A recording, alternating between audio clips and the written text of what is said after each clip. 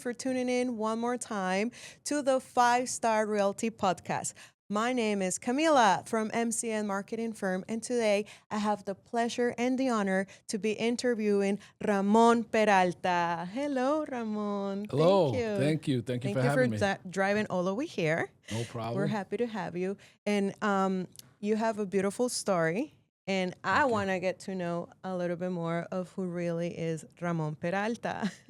For those who don't know, Ramón owns Peralta Design, and he's going to talk a little bit about everything, right, Ramón? Whatever you want. Let's go. Okay, take us back. How did everything start in your career? In my career, well, I set out to be an artist. You know, that was my original passion. I remember in the second grade, a teacher asking me to draw something for her. And I just felt so special. You know, I was in the front of the class. I was drawing the picture. And I remember her sharing it with another teacher. What grade was this? Second grade. Second grade. Second grade, oh my yeah. God. And I don't know I can't tell you what it looked like, but I remember their reaction. And I think every artist is always kind of seeking to use their gifts and get that reaction, make people smile, make people laugh. So I remember feeling good, feeling special, and always had that gift. And so, you know, throughout my life, my parents, who were immigrants from the Dominican Republic, would encourage that. You know, they would buy me coloring books and crayons and things. And it was just a journey for me to continue in art and follow that passion. You have a very well-known, you have built a very well-known agency. And what sparked you? Was it because the artist part? Yeah. Tell me a little bit more. Well, I mean, my journey, I sometimes describe myself as a reluctant entrepreneur because I didn't really set out to have my own business, you know, in art. Wow. My original dream was maybe work for Marvel Comics, you know, be an illustrator, Wow. be a famous artist, you know, like Basquiat, wandering the streets of New York City with a canvas. You know, I wanted to use my gifts. I didn't know how. At one point, I thought I'd be an architect because of the Brady Bunch, which was one of my favorite shows. And then I realized you needed to be really good at math. so I kept that's doing. not for me. Yeah, so I kept drawing. But I didn't set out to have my own agency. I wanted to be an artist. Got into college, which you know, narrowly got into college, and that's another topic we can discuss. But got into college to study art and became a dad while I was in college. So that wasn't planned, but it turned out to be a great blessing for me. And once I became a dad, I realized I need to hustle, I need to work, I need to get a job, I need to, you know, so my trajectory changed. You know, I had to kind of put the art on hold, and I began a career as a graphic designer. Started working at the Connecticut Post newspaper in Bridgeport. Wow. That was my first real job. And I always went for the top job, even though I wasn't qualified. You know, I kind of always went out of my comfort zone. And so at the Connecticut Post, there was an opening for an illustrator job. And I didn't get that job because I was still in school, but I took a job in the composing room, which was actually putting the newspaper together. This is before computers. So Wow. I'm dating myself, but I started there, and then I got into advertising marketing. I finally landed at a well-known startup called Priceline.com. I was on the team that started Priceline. So this is taking us back to 1998. Wow. And I thought, like many people in that era, that I was going to get rich off of one of these big ideas because we were seeing .coms go IPO, they go public, people would get stock, and then my dream then was, you know, I'm going to get rich off of this, and then I'm going to go paint. You know, I always had the painting like in the back of my mind. Right. That was like one of your dreams, and Yeah. you're like, I need to be settled somehow. Right. I need to solid. take care of my family. I need to pay the bills. You know, by 27, I had 2 kids, a mortgage. You know, I was a young dad, young husband, and You have still currently I still have 2, kids. yeah, a boy and a girl, and expecting a grandson. Oh, So that's exciting. congratulations. Yeah. Yeah. He has the best socks I Maybe ever I can seen show 'em, I don't a know. grandfather can wear. Yeah. Hello. Yeah, thank you. My wife got me those. But so anyway, I worked at the company that incubated Priceline. Was a very exciting type of company. Priceline was, I'm sorry, because I don't know. Yeah, Priceline.com was, it's still around today. It's a travel website. And back then, it was known for name your own price. So you could auction or name your own price on an airline ticket.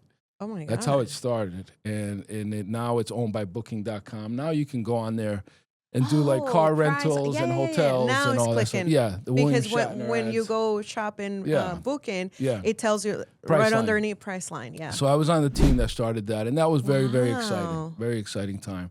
That was known as the .com era, and I was there, but I was there as a consultant. So I didn't get the windfall that some of the full-time people received. I was operating under my own business as a freelancer, as a contractor. But was Peralta Design? It was established. It's funny. I established Peralta Design in 1992 when I was only 22 years old. 1992. Yeah, I was 22. Do the math. But wow. And it started out as a way for me to draw people on campus. Remember I said I was hustling? Yeah. So I would draw people on campus at parties for $10 a picture. My goodness. So I was using my art, and I was, making some money. And I found out that when I went to go buy my art supplies, that if you had a tax ID number, you didn't have to pay sales tax. Smart. So I got a sales tax ID. Since very early, early, trying to learn the business of art. And so that's when it started. That's how old my sales and use tax ID is. But Priceline was still like where I kind of cut my teeth as far as how do we take an idea, how do we turn it into a business. And I saw a lot of people become successful with the launch of Priceline. And so I wanted to get in on the next big thing. And so for the next 10 years, I worked at Walker Digital, which was the incubator that created Priceline. So basically, we would look at a patent, a business idea, and try to turn it into a business. And my job as creative director was, how do I come up with a brand? How do I come up with a prototype? How do I create marketing materials so that investors would be interested? A lot of it was what we call vaporware, meaning like we would show a presentation of a website, but it didn't exist. Or we would show the presentation of a new game or a new idea, but it didn't exist yet. So a lot of prototyping. And I did that for 10 years, chasing some big idea. And it wasn't until 2008 when the market crashed that I got laid off.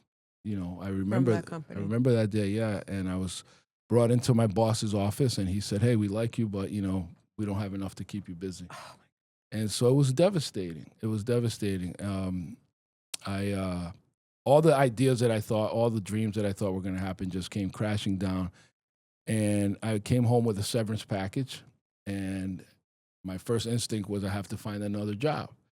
But there are statistics. I was 38 at the time. There are statistics that a very low amount of people over 40 that get laid off end up finding another job. And so now you multiply that with the recession. They called that time the Great Recession. So the market crashed, economy was doing terrible, and so I did some soul searching, and I did some praying, and I said, God, if I'm not finding a job, then maybe I'm not meant to have a job. And if I have to sell my house, I'll sell my house. If I have to sell the cars, I sell the cars. Whatever I have to do, I kind of just let it go. And I started to put myself out there. This is right before social media was really taking off. I was doing it the old-fashioned way, putting a portfolio together, emailing people, mailing it, going to places and dropping off my book.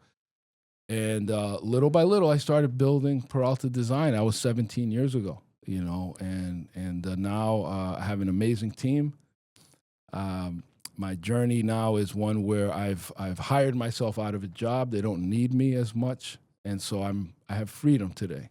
I still have to do the tour. Yes. That we talked about when I first met you. That I wanted to do the tour. Yes. That is beautiful. And so out of a very bad experience, getting laid off. Yes. That spark came and said, because you were already into it since high school. Since even what is it? I don't know that I would have. There are preachers and speakers that tell people, go quit your job, follow your passion. I don't know that I would have ever quit my job because I always had this responsibility of my family. I had mouths to feed. So I don't know that I would have ever just okay, I'm going to go start my own business. So I don't tell people that. I think that's an adventure to me. Like, right. Let's a see huge, what happens. It's a huge risk, right? Yeah. And entrepreneurship is risky, but it's also something that sometimes the universe or God has other plans for us that we don't understand. And so at the time, it felt scary, but when I look back, it was a blessing because it forced me to think of others. What the spark that I had was, in this economy, if I'm having trouble finding a job, then I know a lot of other people are, and I know a lot of other people are displaced or in the same situation but don't know what to do. Mm-hmm. My first clients in my mind were going to be me helping other people launch their businesses. So that's where that mission of we launch brands comes from. Is okay, I'm going to take those skills and I'm going to use them to help other people. And I think there's a good lesson there in that we should always step out on how can I add value versus how can I get a contract. Mm-hmm. Mm-hmm. When you have that mindset of getting, that's a different energy than how can I help others. That's a giving energy. 100%. 100%. So you're mentioning we launch your brand, right? Yes. And you wrote a book. Yes. We have it right here in displayed. And he brought 2 copies in Spanish. So all copies in English, they can find them. Where can they find this book to be purchased? Yeah, great. So the book evolved from a speaker series that I do called Brand University, where I teach people.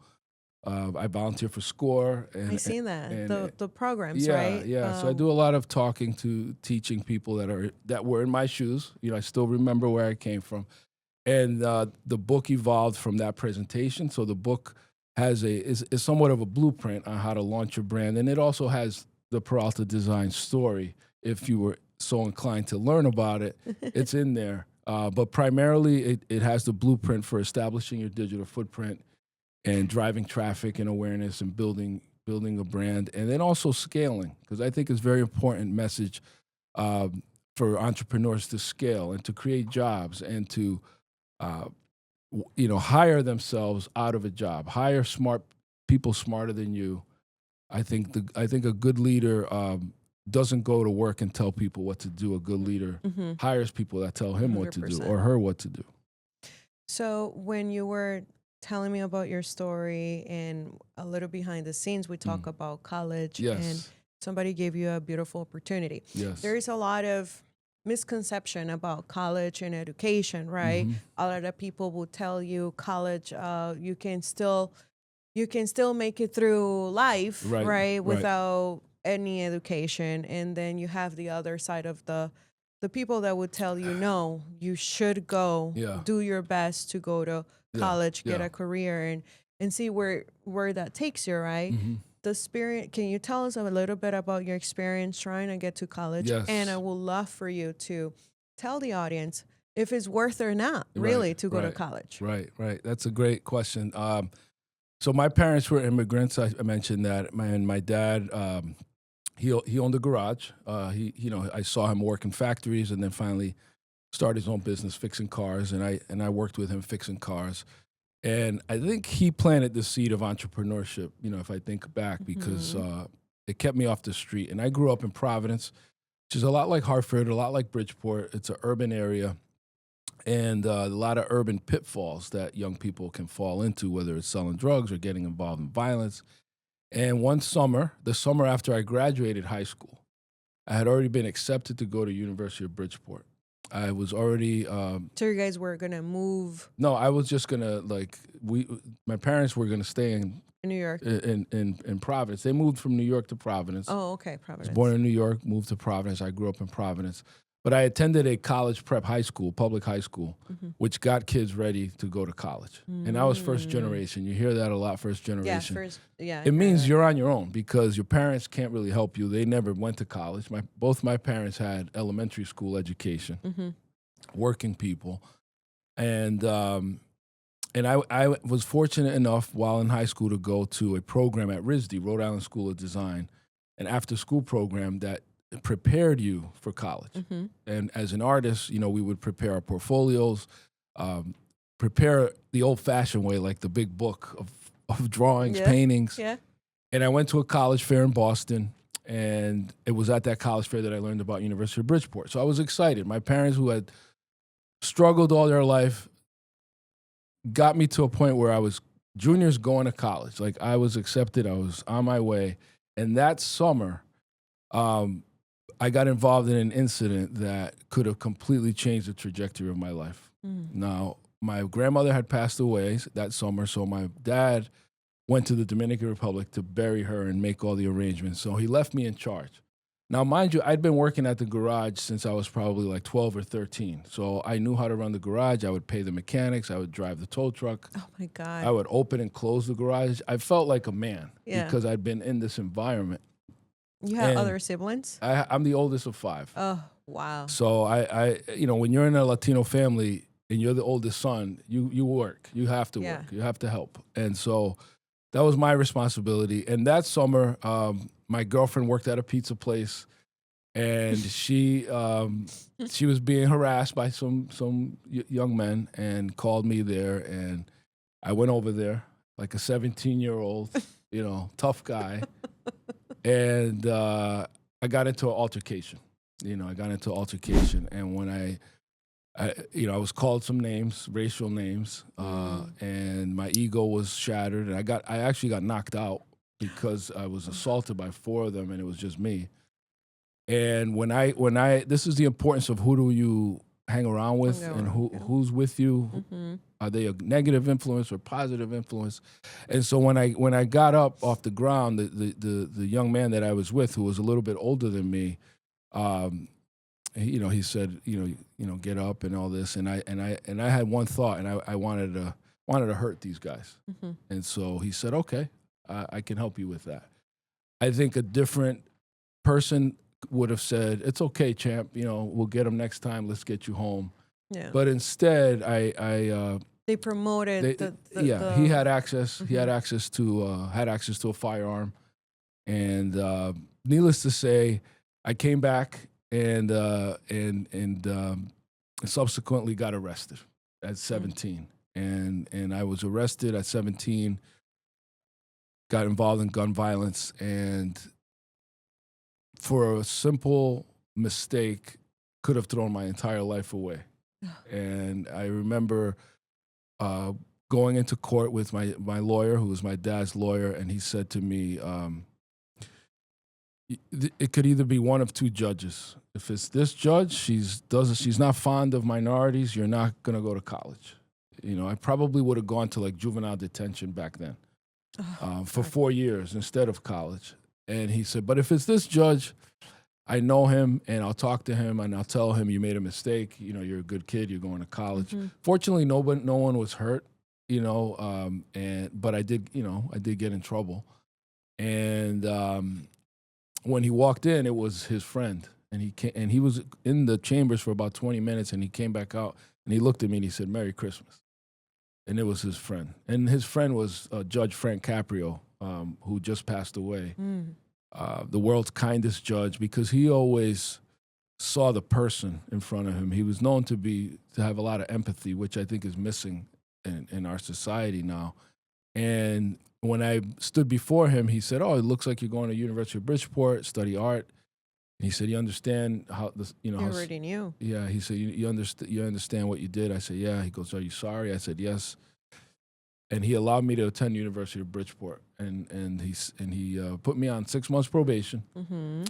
And I've only been recently comfortable sharing this story since I turned 50, because I'm at a point in my career where I think I could do it, and I feel comfortable. I'm grateful, and I remember that he said, when you turn 18, this is going to get erased from your record, and it was.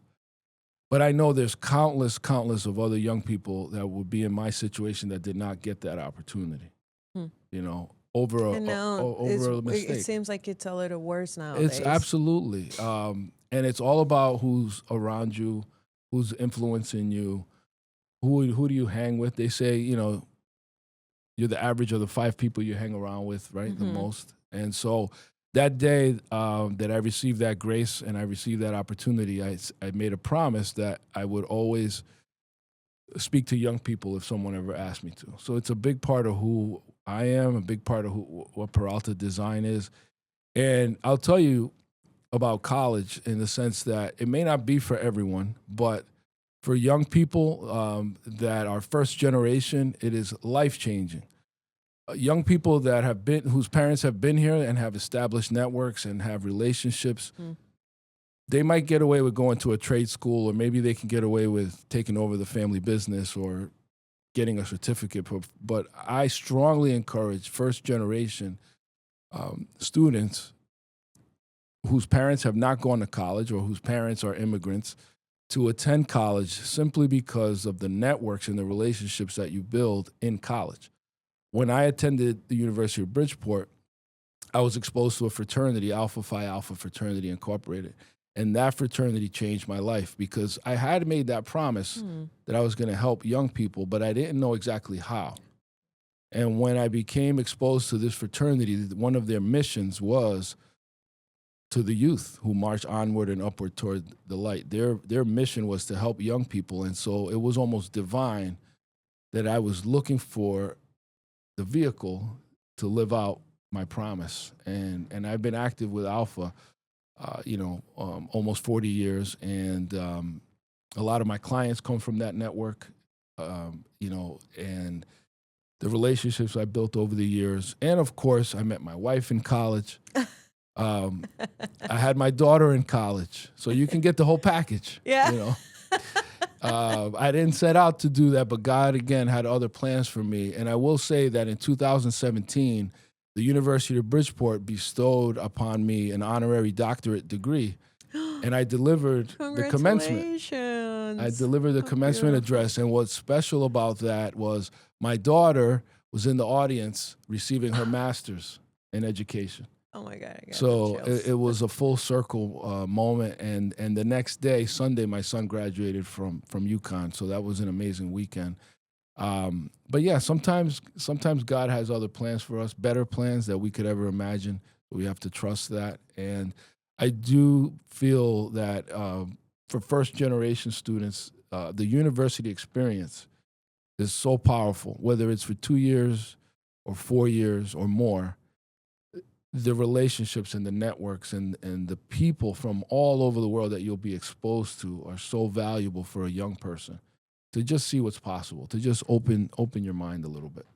I couldn't agree more with you because back then when I went to college, there was no networking. Yeah. I feel like the word and the action of networking has become more popular since last year. Kind of feel like, or since I opened my firm, because I had to network and get out there, and because you can only do so much in social media, right. But it's not until you get the person to person, the face to face interaction that you have really a feel for the person. So you mentioning, hey, college could be a really good networking experience for you and for what you're planning to do in the future is amazing. I didn't think about it like that. It's just where else can you meet so many people from so many different parts of the world in one place? And that's and it's fun. And it's fun. You can practice leadership. I liked it. I didn't like the dorms. Yeah. Well, I became an RA, so it helped pay for college. Okay. But that helped me practice leadership. What's RA? Resident advisor. Okay. It's like when you're in charge of the dorm. Okay. Oh, hello. Yeah. So I was like, I could be in charge. Okay. And I got my own room, so it's a great way to practice leadership in a safe environment. Beautiful. And so I highly encourage it. I'm grateful for that experience, and I almost threw it away. But again, I believe that when God spares us, we all have similar stories, and I consider those origin stories. I'm a big comic book guy. And if you look at all the different heroes, they all receive their superpowers through going through some adversity. Who do you like from the Marvel? Spider-Man. Spider-Man is my favorite. and with Spider-Man, there's actually an even better origin that I like about him that a lot of people don't realize is that when he first got his powers, he got bit by the spider, he became strong, he becomes Spider-Man. He was using it to make money. He was wrestling. And he was wrestling to get extra money, and he could beat everyone because he had this strength. And after one of those matches, a robber was running by him, and the police were like, "Hey, help me stop that guy." And Spider-Man was like, "That's not my business. I'm not going to bother to stop him." Well, that robber ended up murdering his uncle. And that's when all it started. And Spider-Man was like, "Wow, I could have prevented this." And he realizes that's where we get that quote: "With great power comes great responsibility."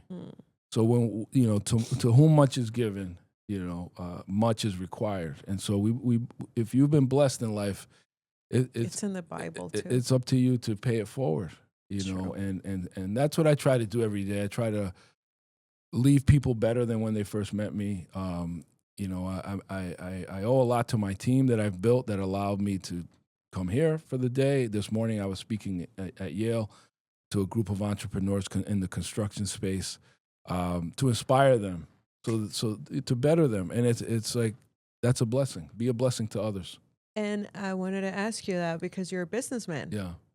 How you do as both as an artist and a businessman, how you balance the raw creativity and the punctual, structural businessman life. Yeah. How can you balance both? I don't think there's such a thing as balance. Okay.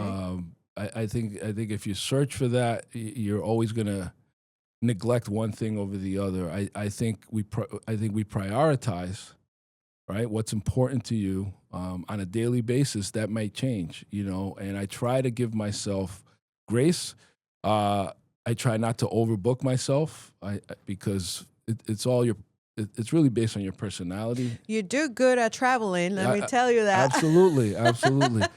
And I always try to have something to look forward to, right? So if I have a busy day like today, then tomorrow I try to make it a little bit lighter.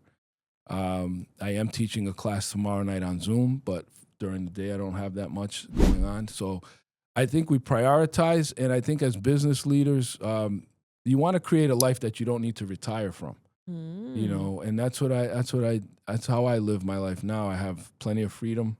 This summer I was able to move my parents to Florida, moved them, flew home, flew to Scotland, played golf. That was my reward. It's something I've been wanting to do.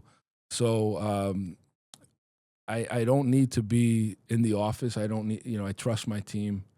I try to create an environment where people can grow, and leadership is something that you want a good leader creates other leaders. Perfect.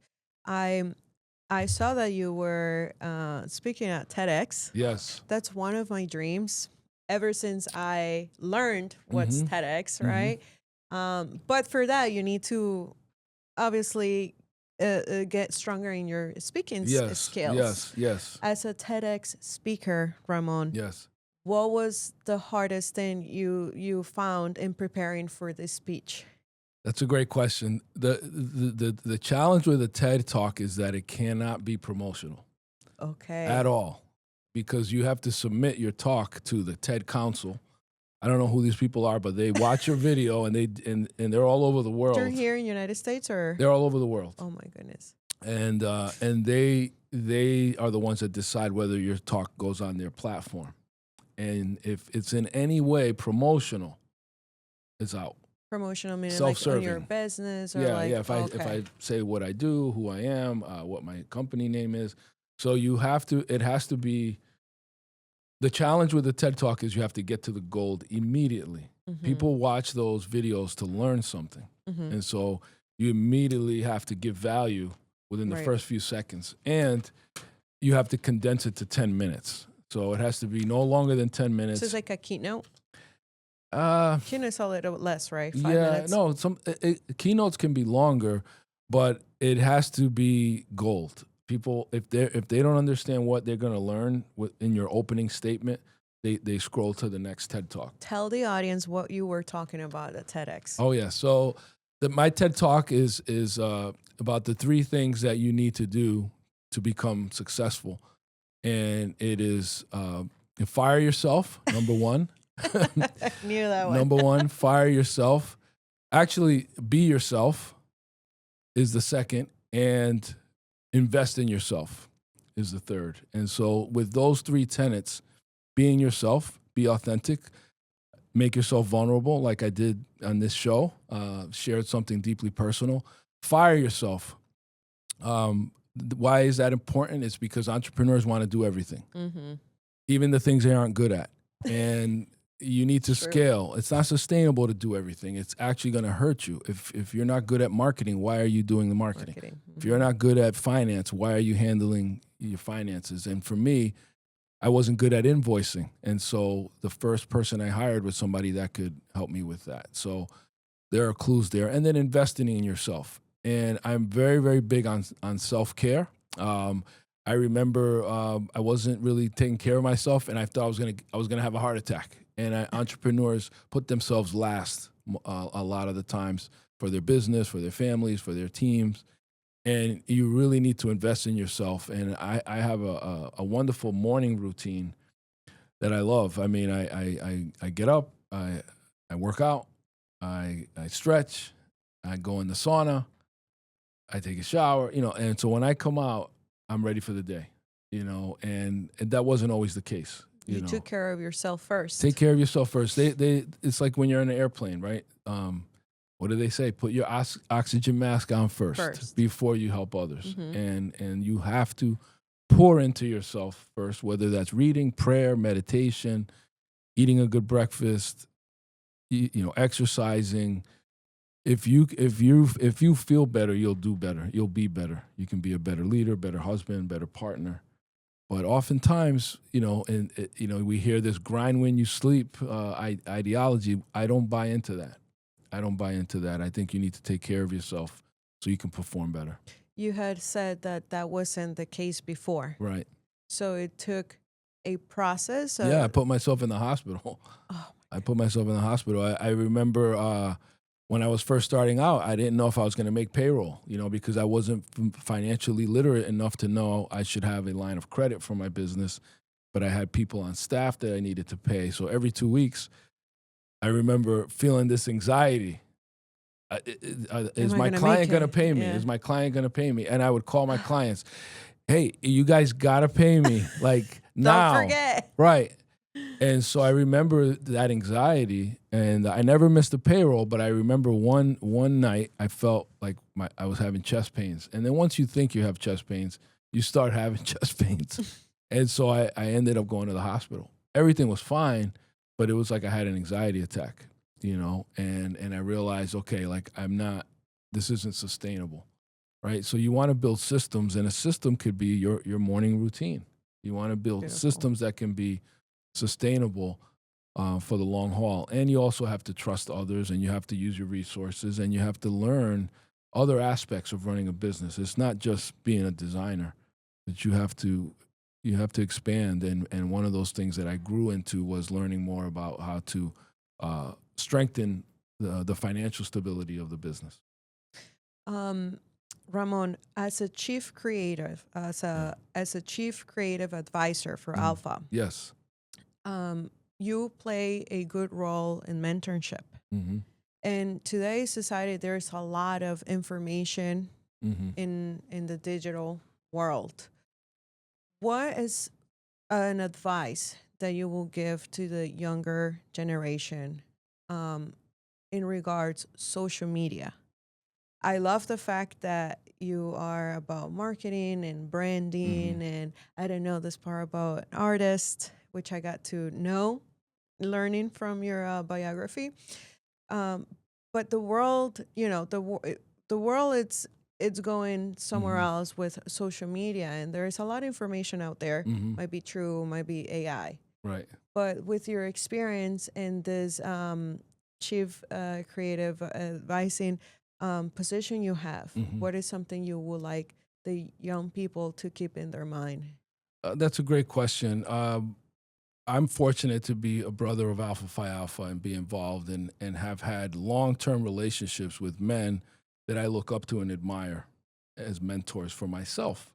Now I can be a mentor to others. So I would advise young people that not to just consume content that is funny or violent or, sports related only. I mean, you want to have a variety, but to identify people that you find are in places that you want to be, meaning have reached a certain level of success that you would like to follow, and find those people online. And whether it's John Maxwell, whether it's Gary Vee, whether it's Simon Sinek, there are a lot of personalities on social media that are putting out good content that is inspirational. And so you want to, I like to say, success leaves clues. So if you see people on social media that you admire, that you aspire to be like, follow them. Follow those accounts as well. And we may not all have the opportunity to go see a David Goggins or a Tony Robbins, but there are people that do attend those seminars that then come back, and what I say I call the halo effect, where then they may share some of those philosophies on their platforms. And so follow those people. That's what I would recommend for young people that are on social media, is to make sure that they're also consuming some positive, motivational, inspiring content along with. And I see that in your social media. Yeah. And I admire everything that you do because Thank it's you. very authentic. Thank you. It's real, you Yes. know? And you're saying, I'm 50 years old and now I feel comfortable telling truly what it's in my past. Mm-hmm. And that's something that we always want to promote here, is be able to get to know really who the person is behind the camera. And I thank you so much for being so authentic and being so open here. Yes. For those who don't know, he's also a professional golfer. Not professional, amateur, recreational. And a podcast host. Yes. What's the name of your podcast? Mission Control. Mission Control. Yes, because everything is space at PD. We launch brands. So Mission Control podcast is on YouTube and Spotify. I did want to share that I am having a show finally, an art show. Nice. It's right now at Housatonic Community College. Okay. So it's open right now to the public. You can visit it at it's at Beacon Hall in Bridgeport, Connecticut. I have about a dozen paintings there, and it's the theme is conversation with the ancestors.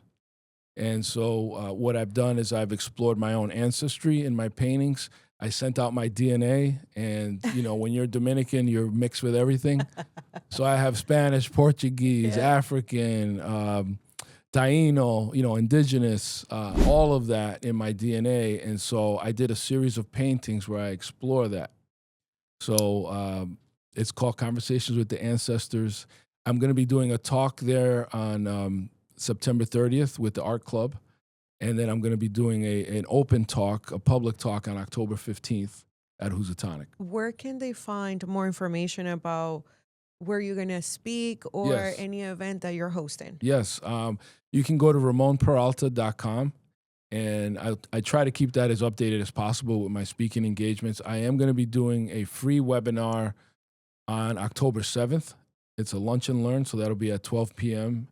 And you can find more information on that at score.org/Fairfield County. So it's the SCORE chapter of Fairfield County. And I'll be presenting a free webinar on Brand University where I'll cover all topics branding.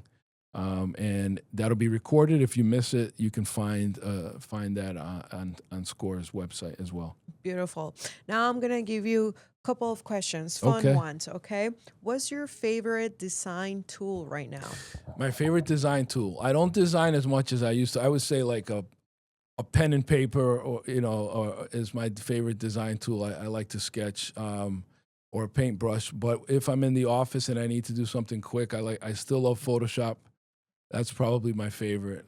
Do you have a sketchbook do you carry a sketchbook since you started drawing? Yeah.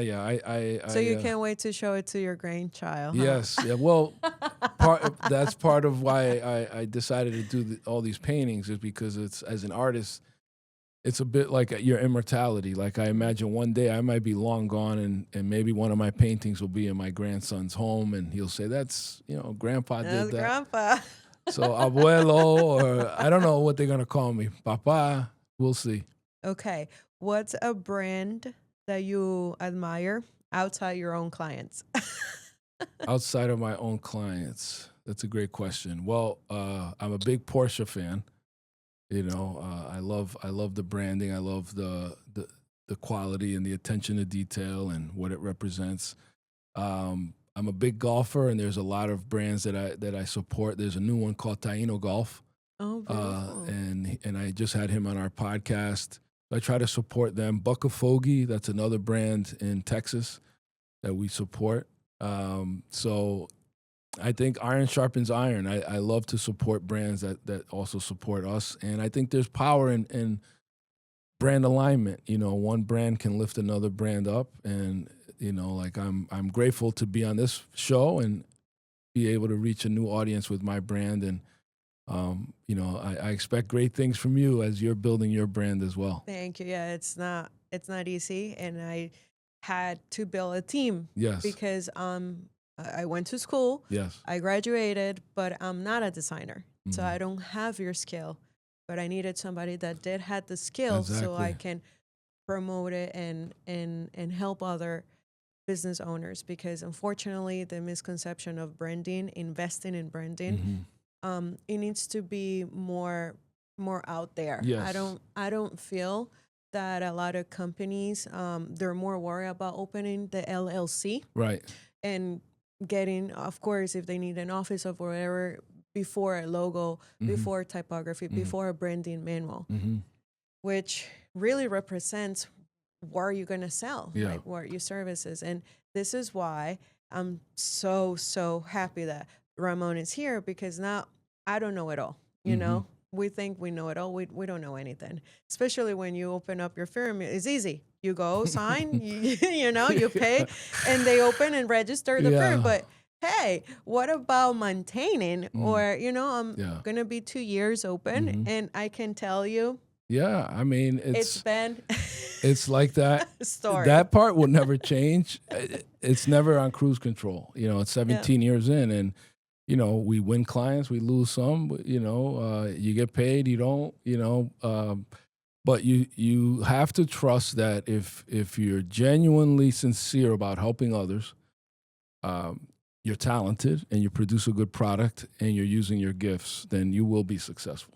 Yeah, I'm not. This is the thing. I see how much really people out there are charging that have no Yeah. understanding even what they're selling. Right. And I'm not like that. I might have 4 clients, 5 clients, Yeah. but I know that I have them for a long time. I Mhm. like to build relationships, and I Right. like to treat businesses as it's my own, Right. Right. But anyways, There's a few. I saw that post and it made me think of a few things. I mean, of course, if somebody comes to you for price, they will leave you for price.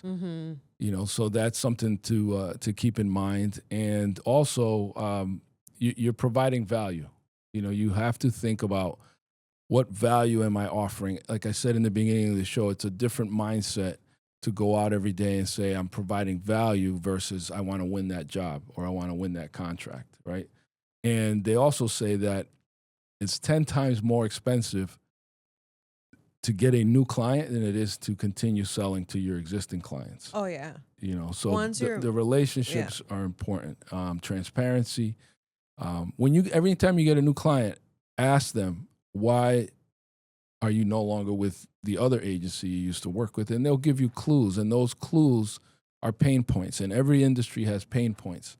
And in marketing or in advertising, you'll hear, well, I had all these surprise charges that I didn't know about, or they held my website hostage, or I couldn't get a hold of them.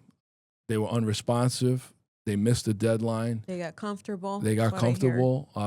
comfortable. I signed the deal with the principal, but now I can never see them. They passed me on to a junior designer, and that's who I deal with. So all those things are clues.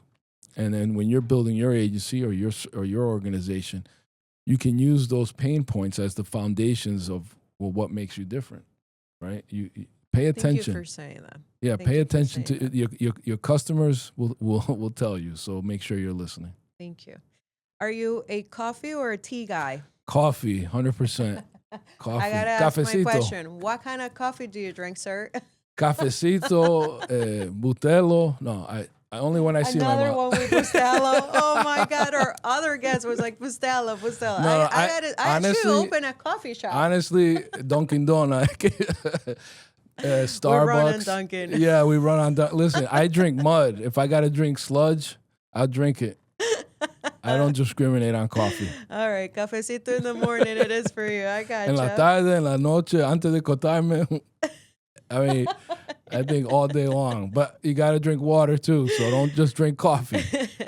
Make sure you balance Well, it. Ramon, time runs so quick. Yeah. And I would have loved to keep you here, but I know you're a busy guy. And I want to thank you one more time for taking the time, for saying yes to come in here, for adding value to our audience. This is a new line of this podcast that we're promoting, and is about being authentic, unique, and real, because you don't social media can't how you say, social media can make people pretend they're somebody Absolutely. when they're not, or show not the raw part of our past, right? Absolutely. Where do you see the future of branding heading in the next 5 to 10 years? And we close with that one. Yes. Okay. So the future of branding, you have to embrace AI. Hate it, love it, leave it. You got to embrace it. It's a tool. It's not going anywhere. We're using it as a tool. You're seeing it competing against Google Ads now, with the AI overview. So AI is only going to get smarter and better and more useful. And so you have to find a way to integrate it into your business if you want to survive. That's 100%. I also, feel like it's the kind of thing that if you don't integrate it now, it's moving at such a high rate of speed that it's going to be very difficult to catch up later. So integrate with it now. The future of PD, I've built a life I don't need to retire from. We're going to continue to grow. At some point, I think I will exit from the business. I think every business owner's dream is to, sell it. Your grandchild can take over. That would be wonderful. That would be wonderful because my kids are doing different things. But I'm enjoying it. I love building teams. I love seeing my team grow and build their own lives at PD. And I love helping people, and I'm so blessed. And thank you for this opportunity. And, I'm enjoying watching you grow as well. And congratulations on the new baby. Thank you. It's a boy. It's a boy. What is your daughter having? My daughter-in-law is having a boy. Daughter-in-law having a boy too. Having a boy. Do you got a name now? They won't tell me the name. I try to get Ramon the Fourth, but I don't think that's gonna happen. Okay, well, thank you so much. Thank you. I'm so honored, really, to have somebody like you here. And real quick, one last time, in case you didn't catch it earlier, we have Ramón Peralta here in the house, and please tell the audience where can they find you. Okay. He's a speaker. He speaks all around Connecticut. He hosts events. He's an artist.